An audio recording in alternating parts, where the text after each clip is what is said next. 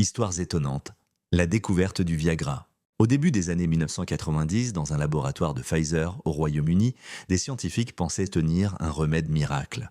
Pas pour ce que vous croyez. Leur objectif était de vaincre l'angine de poitrine, une maladie cardiaque douloureuse. Ils avaient développé une nouvelle molécule, le sildenafil, dans l'espoir qu'elle puisse relaxer les vaisseaux sanguins du cœur. Après des années de recherche, le moment de vérité était arrivé, les essais cliniques sur des humains.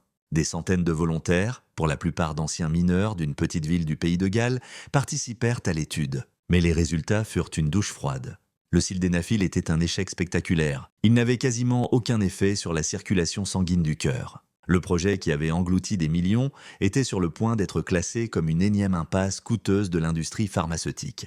Alors que les scientifiques s'apprêtaient à tout arrêter, les infirmières sur le terrain remarquèrent quelque chose de bizarre. En faisant le tour pour récupérer les boîtes de médicaments restantes, elles ont constaté que de nombreux hommes étaient particulièrement réticents à les rendre.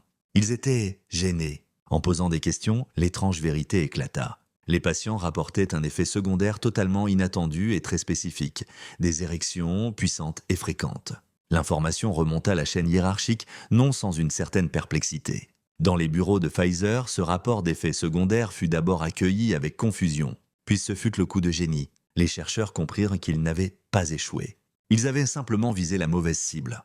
Leur molécule était bien un relaxant de vaisseaux sanguins, mais elle agissait avec une efficacité redoutable sur une autre partie de l'anatomie masculine. L'échec monumental venait de se transformer en une opportunité en or. Ils n'avaient pas trouvé un remède pour le cœur, mais la toute première solution orale efficace contre la dysfonction érectile. Le projet a été immédiatement réorienté. Le sildenafil a été rebaptisé Viagra et la petite pilule bleue a été lancée sur le marché en 1998. Ce fut une déferlante.